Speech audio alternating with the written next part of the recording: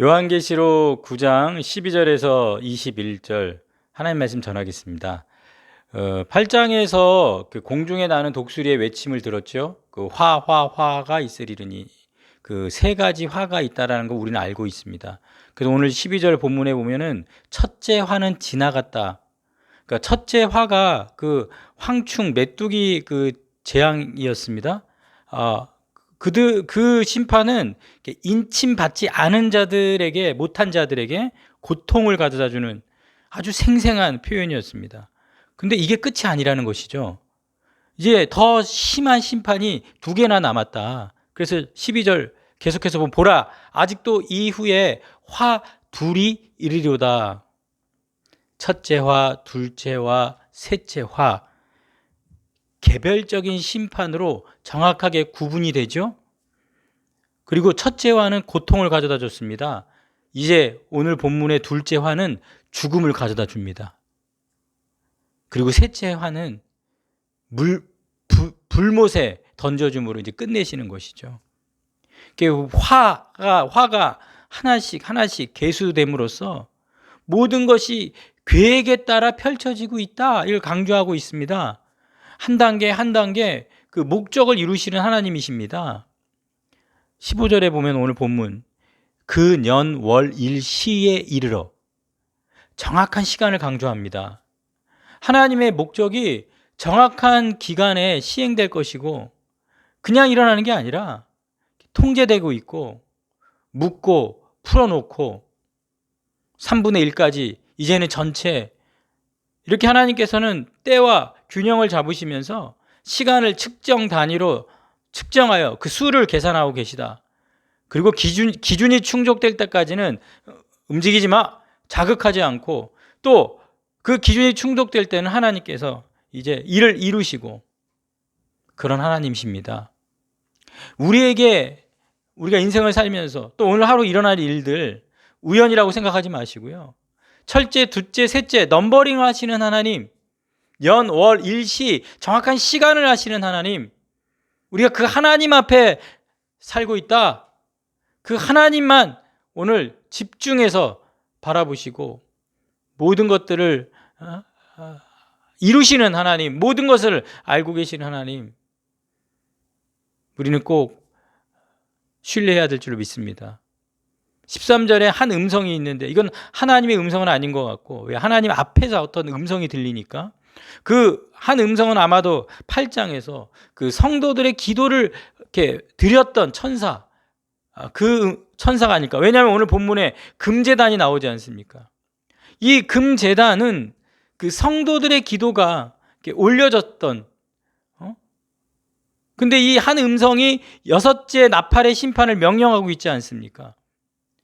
그러니까 성도들의 기도가 하나님의 응답으로 오늘 심판이 명령되고 있는, 그래서 기도의 연기는 심판의 연기로 하나님의 응답이다. 음성의 내용은 14절에 결박한 네 천사를 놓아주라. 근데 그들의 임무는 15절에 사람 3분의 1을 죽이기로 준비된 자들이다. 그러니까 이 죽음의 천사들을 놓아주라고 명령하고 있는 것이죠. 우리가 7장에서는 그 파괴하는 바람을 붙잡으라 그러셨거든요. 이제 심판을 멈춰라. 근데 오늘 본문에서는 이제 파괴하라, 이제 죽여야 된다, 이렇게 명령하고 있죠. 멈추게도 하시고 풀어놓으시기도 하시는 하나님, 묶고 푸는 능력이 누구에게 있습니까? 하나님께 있습니다. 내 인생, 또 우리 교회, 우리 민족, 또 이 땅의 바이러스, 묶고 푸는 능력이 하나님께 있습니다. 그 하나님께서 묶고 풀고 우리의 인생의 문제, 또 우리에게 일어나는 사건, 또 사람의 모든 형편과 마음 묶고 푸는 하나님께 오늘도 나아갈 수 있고 신뢰하는 우리가 되길 간절히 소원합니다. 14절 큰 강 유브라데, 이건 지리적인 지식을 제공한다기보다는 이방 세력들의 어떤 영역, 왜냐하면 항상 그 유브라데는 그 아시리아, 바벨론, 또 로마의 어떤 동쪽 국경, 그래서 이방인의 어떤 영역, 그래서 그 약속의 땅 그 이상의 어떤 경계를 말할 때 유브라데라는 장소적인 의미가 있습니다. 그곳에서 이제 그 사람들을 죽이기로 준비된 자들을 이렇게 딱 보니까 말을 탄 기마병처럼 16절에 마병대의 수는 2만만, 이게 2억 명인데 아마 셀 수 없을 정도의 많은 그런 숫자를 말하는 것 같습니다.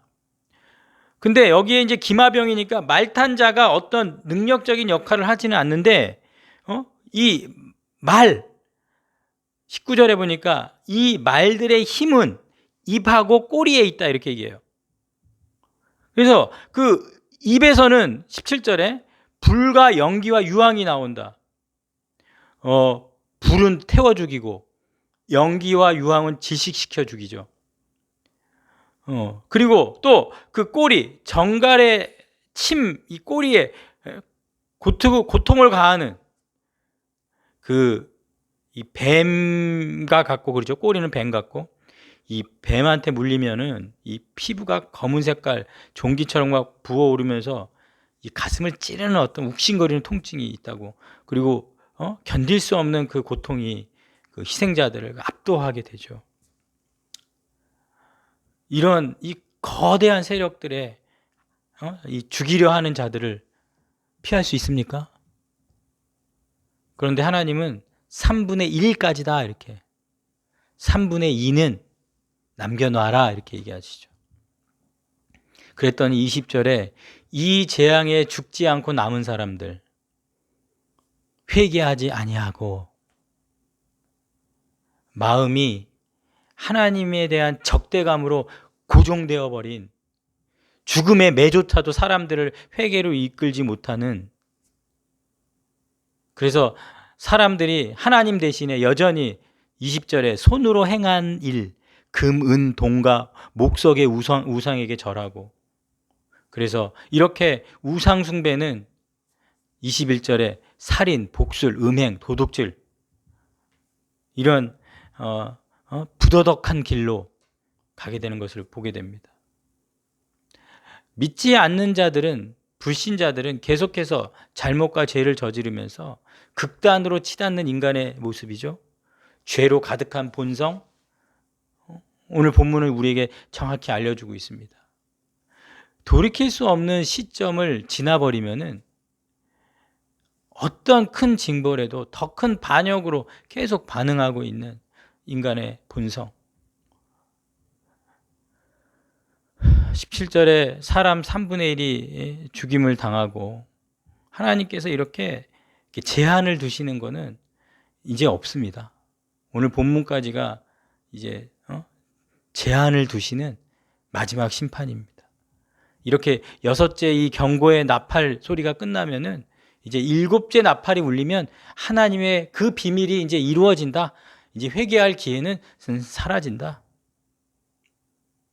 자, 한번 생각해 보겠습니다. 첫째 화, 죽고 싶어도 죽을 수 없는 그 고통, 얼마나 무섭습니까? 둘째 화, 죽음의 3분의 2를 죽여나가기는 얼마나 무섭습니까? 근데 정말 무서운 건 무엇입니까? 회개하지 않는 거. 회개하지 않는 거. 절대 회개하지 않는 거, 이게 가장 무서운 것입니다. 그래서 셋째 화가 가장 무서운 심판이 되는 이유는 회개하지 않음의 결과란 사실입니다. 정말 무서운 게 뭡니까? 딱딱하게 굳어져 있는 내 마음 아닙니까?